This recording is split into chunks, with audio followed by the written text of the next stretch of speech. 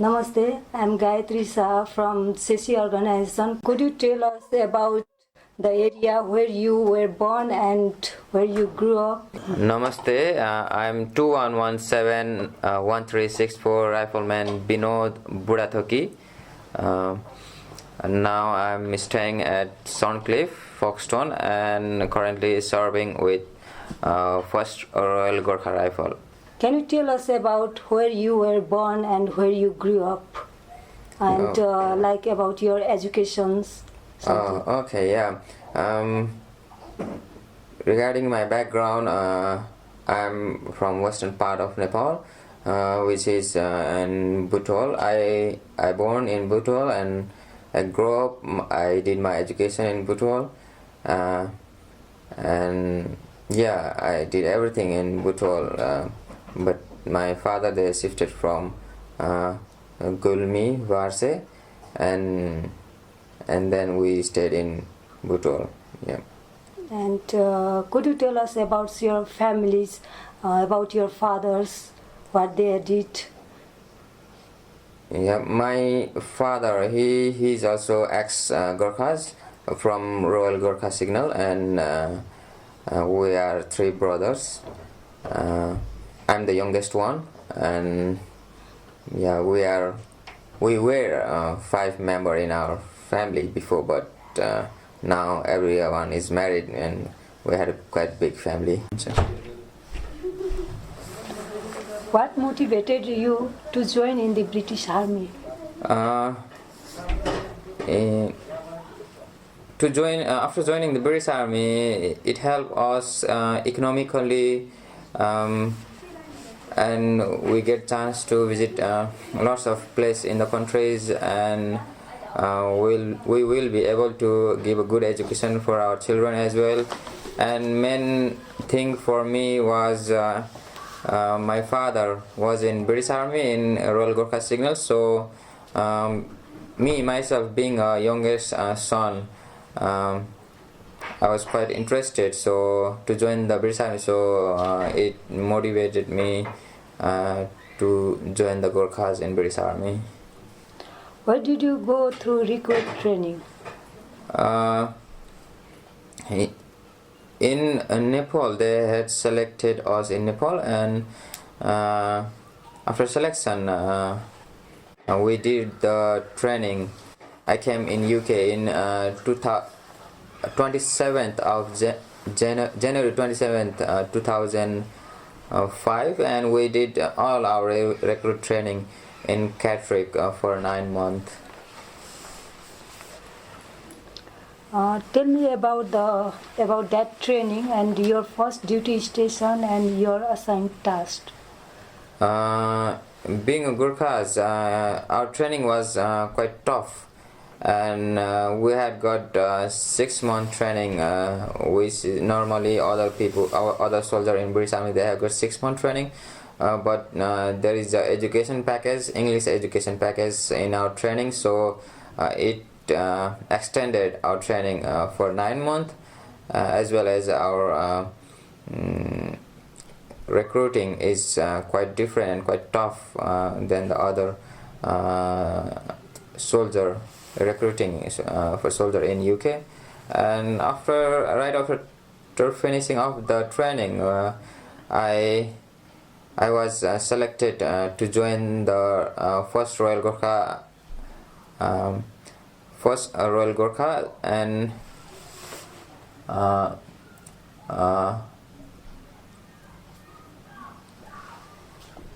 Recording with his name.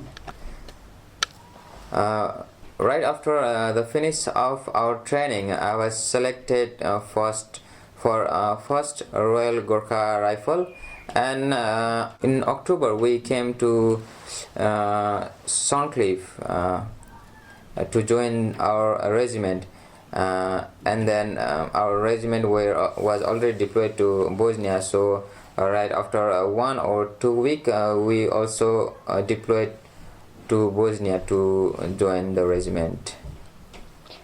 What was a typical day in the camp for you? Yeah, we normally do the physical training like running, circuit training, or any kind of physical exercise that our physical training instructor in the company organized for us. We used to do that at the morning, and then we just used to have breakfast, and around 9 o'clock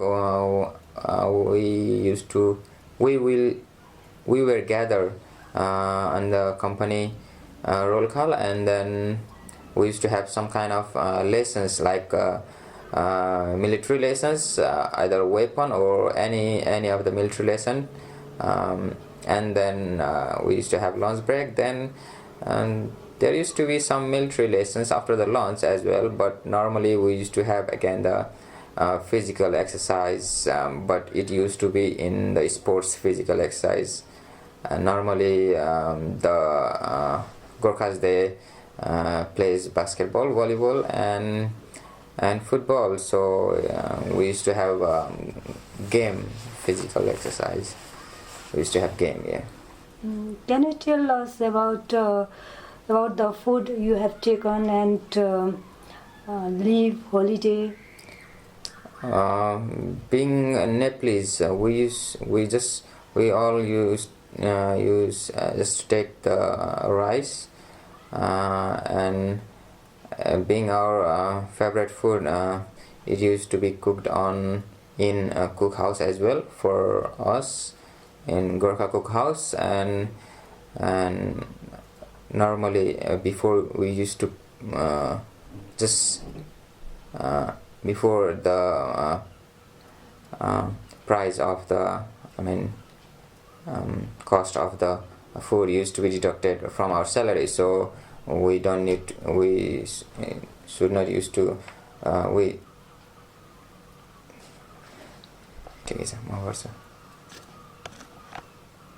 just used to before the price of the cost of the food that we eat used to deduct it from our salary, so we just used to go to the cookhouse and directly take the food.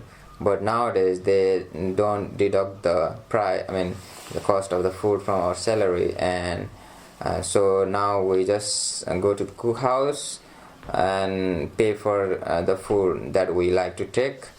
Otherwise we can have other food wherever we like. And regarding our leave, nowadays we don't get 6 month leave as like long leave. We just get a 30 days leave, and all the leave is been deducted from 30 working days. So we just get 30 working days leave in 1 year. Okay. Did you have a chance to participate in any kind of insurgency and battle and war? Yes, as I said before, I did the operation tour in Bosnia in 2005-06, and then I did the Afghan operation Operatic 7 and 8, 2007 and 2008. And I got a chance to go to the Falkland on last end of the March of 2009 for 1.5 months in Falkland, and again I went for operatic 12 in 2010 in Afghan. Can you tell us your experience in Bosnia? Yeah, being the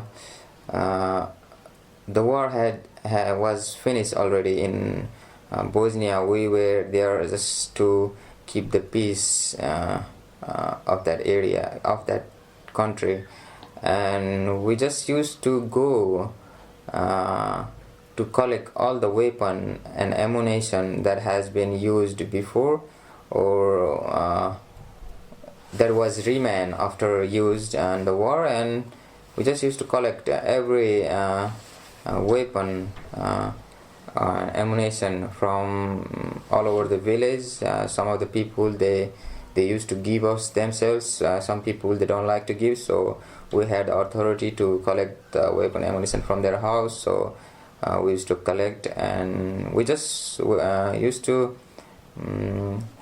we just tried to make that area safe for their future life. And we also used to do some kind of VCP, like vehicle checkpoint on the roadside, and stop a small crime on that area. And what did you do in the Falkland? Yeah, in Falkland, it was quite interesting time in Falkland. And in UK in March, just the summer was going to be started, but in Falkland the winter was starting. It is just opposite to the UK regarding the weather, and we did coastline, edge of the island. We did the patrolling, and normally we did the duty around the airfield in the harbor line of the Falkland, and mostly we did security duty around the airfield, and did the big exercise in the next side of the hill from the airport. And what was your preparation before you go to Afghanistan operation? Normally every British Army do the exercise called tag. That is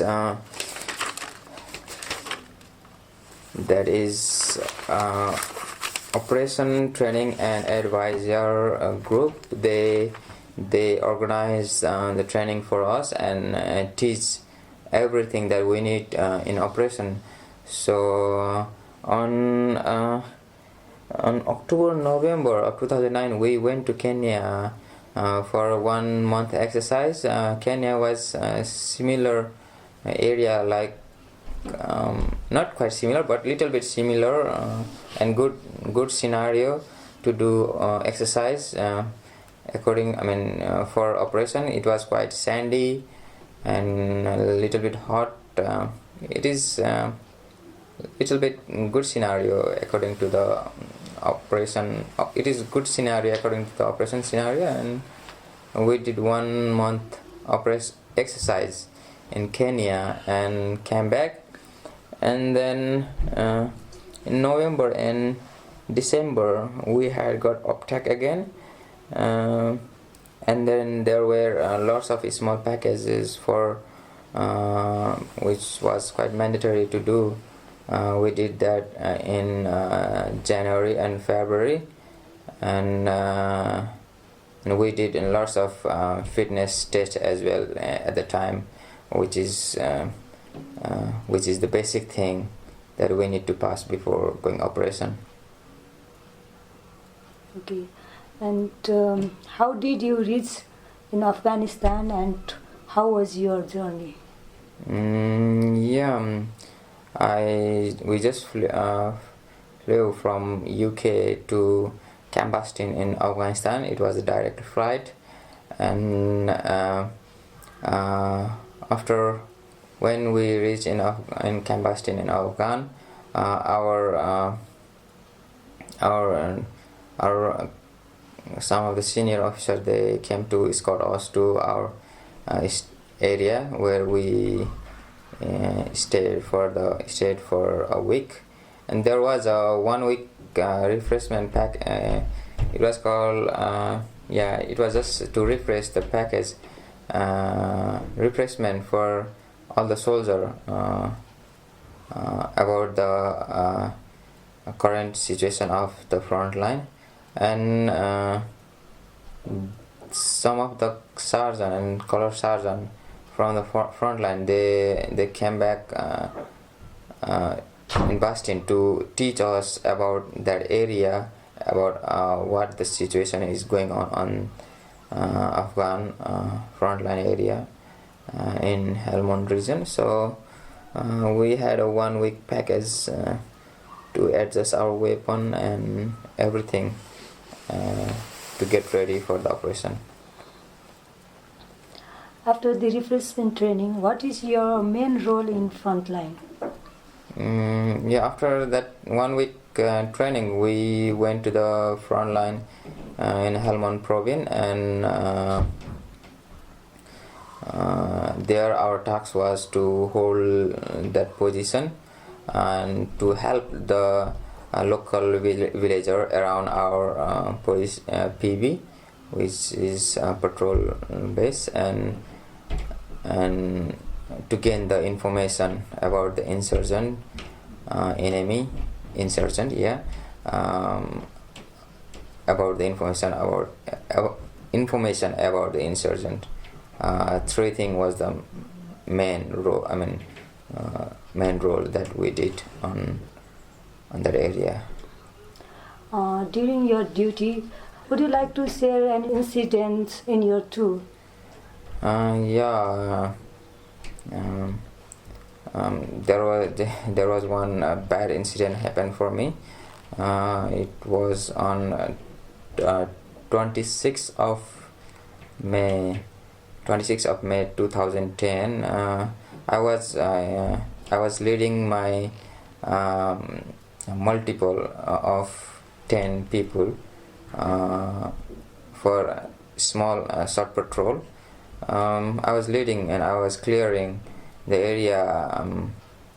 I was doing the role of Valan man.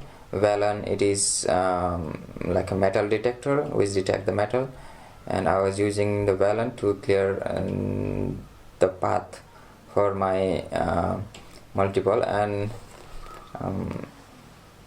we were just going through patrol, and there was one canal, and canal is quite vulnerable, quite dangerous area. So I started doing more. I started keeping more.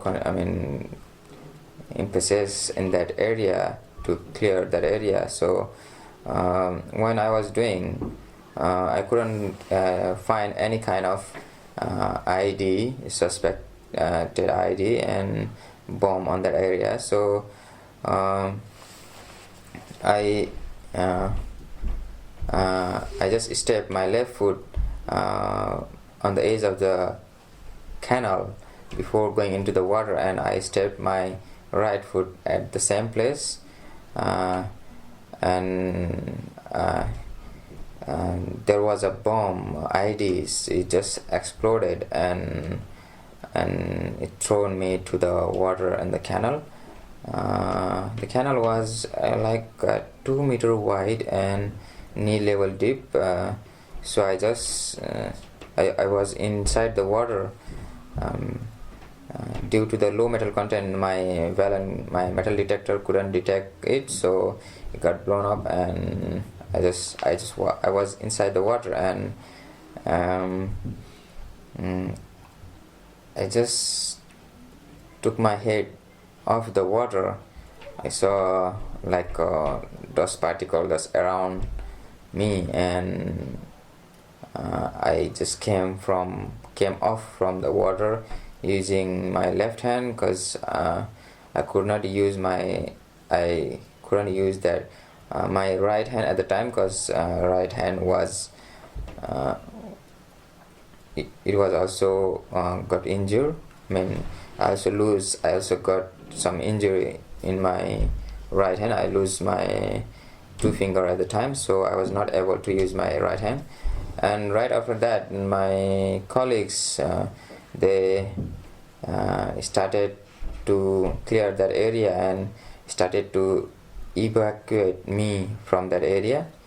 At the time, I was only the person who got injured. Luckily, my friend did not got injured. It was quite unlucky for me. So when my colleague came, they did me the first aid treatment. They did the first aid treatment. Used the tourniquet on my both leg and gave me morphine. A tourniquet, it stopped the blood flowing off my body, and gave the morphine to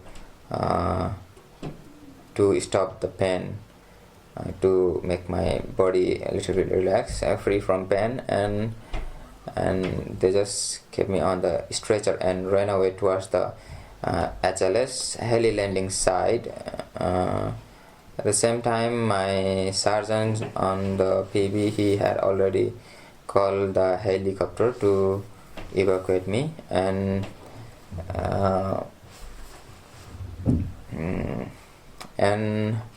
yeah, I just used my left hand to hold the stretcher, because I saw at the time that my index finger was damaged, and I was not able to use my right hand as well. And when I reached to the HLS, I was feeling thirsty, and I asked water for my colleague. He gave me water and asked me not to sleep, and I also replied I was feeling quite pain, so I can't get sleep. At the same time, the HLS helicopter, it arrived, and colleague, they took me inside the helicopter, and I was lying on the bed, some kind of bed or floor. I was lying there, and there were like 5 to 6 doctors. Still I was quite conscious, even though I had already lost my leg, but I was quite conscious, and they gave me masks to some kind of oxygen might be, and waving, and one of the doctor, he waved the hand in front of my eyes and asked me, are you alright, Vinod? I just thumbs up him and said, yes, I'm fine. And one of the doctor, next person, he started to cut my clothes using the scissor. I was feeling that, and next person, he started to cut my upper body clothes as well, and yeah, I was just, I feel that at the time, but by the marks I was quite relaxed, and I just got sleep. Before that, after the incident, in my heart there was some kind of thing that it said me that I will not die, even though whatever happened, I will not die. It was inside my mind and my heart. So yeah, it was quite good for me as well, and it helped me a lot to recover very soon. And most of our friends, my senior, they used to say me I was quite serious. I was in quite serious injury, but yeah, doctor also said me that, but I got recover very soon, which is quite good for me. And in 26th of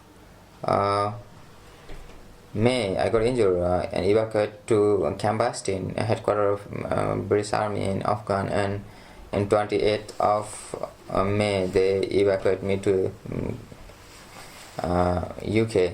They flew me back to UK, and I got major treatment in UK in critical care for 2 weeks due to quite unstabilized health. I was kept in unconscious, and after 2 weeks my health went unstabilized quite good, in good way. So doctor just wake me up.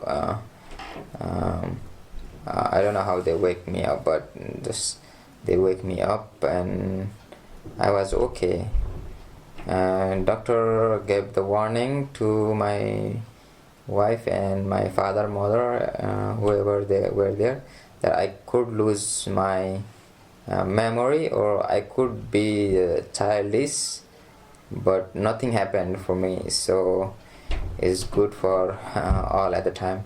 And yeah, there was injury on my head as well, which was quite serious. Then I lose my leg. Head injury kept me a little bit long time in unconscious, Other than that, everything was fine.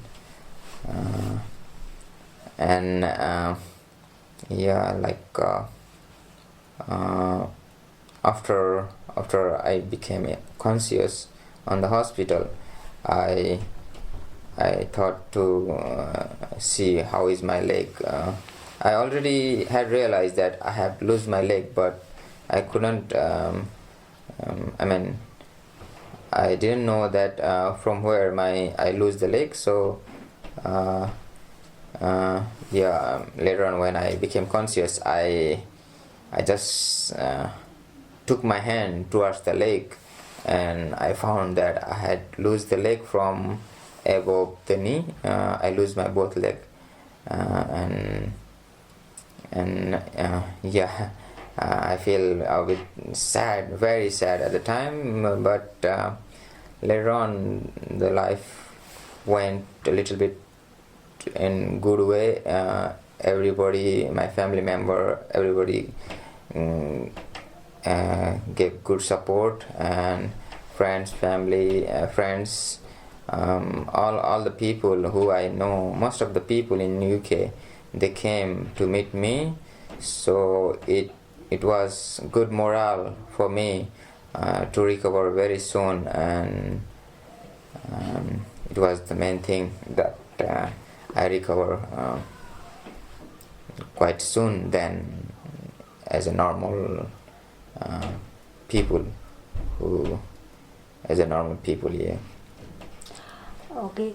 Nowadays, how you recovering day-to-day life? Yeah, right after the treatment in hospital, I went to Headley, which is a rehab center of the British Army. Whole injury, most of the a little bit bad injury, I mean serious injury person, they goes to rehab center after the hospital treatment, and I also went there. So and they helped me to how to sit on the bed, because lying after losing my leg, it was very hard for me to be in sitting position, because before I had a leg, so the leg helped us to be in sitting position, but after losing the leg it was very hard. So they taught me how to sit, how to balance the body, and they taught me how to swim, because there was a swimming in my timetable. I just surprised that how can I swim after losing the leg, but it is not impossible. It is possible. Everything is possible after losing the leg as well, and just the thing is I need to work on hard. I need to work on, and later on they made me a small leg, which I used for walking, and nowadays I am using the big leg, sea leg, as a normal. So still I'm getting practice. I'm practicing on that sea leg. I hope I'll be able to walk soon as a normal person in this world. Yeah, that's it. Thank you very much. You give us your previous time to share something about your lives. Thank you very much. Thank you, and I just give a suggestion for our colleagues, future colleagues, and the people who will come in Gurkhas. I just suggest them to keep up the I just suggest my all colleague and the person who will come to join the Gurkhas to keep up the prestige of our name Gurkhas, because it is quite famous, for which our past Gurkhas worked hard to keep this name up. So we also need to work hard to maintain the level of our prestige Gurkhas, and yeah, I'm very proud to help my colleague in the battlefield, and I'm very proud to be a Gurkhas. Jai Gurkhas. Thank you. What comment, impression or thoughts would you think are important for future generation to know? Yep, the people who still join the British Army, selected from Nepal, and they don't have got a lot of options to go to the Corps unit. Most of them, they need to come to the infantry, which is Royal Gurkha Rifle, and you need to feel proud to come to the Royal Gurkha Rifle, because it is one of the backbone of the Gurkhas here in the UK, from where they are getting a job in the Gurkhas. Still they are getting the job in Gurkhas, so you need to feel proud to join the Gurkhas, and then even though you will be in logistic, Queen Gurkha logistic, QJLR, Gurkha Signal, Queen's Gurkha Engineer, or Royal Gurkha Rifle, it is danger for everybody who deploys in operations. So still it is good to join the Gurkhas. Why not? Because you'll be able to support your family quite in good way. You'll be able to give the education for your children in good system, so later on they can go back to Nepal if they want, and do good work in back to their own country, or even though they can come to and do the good work in UK, a short distance with my family in the near future. Thank you.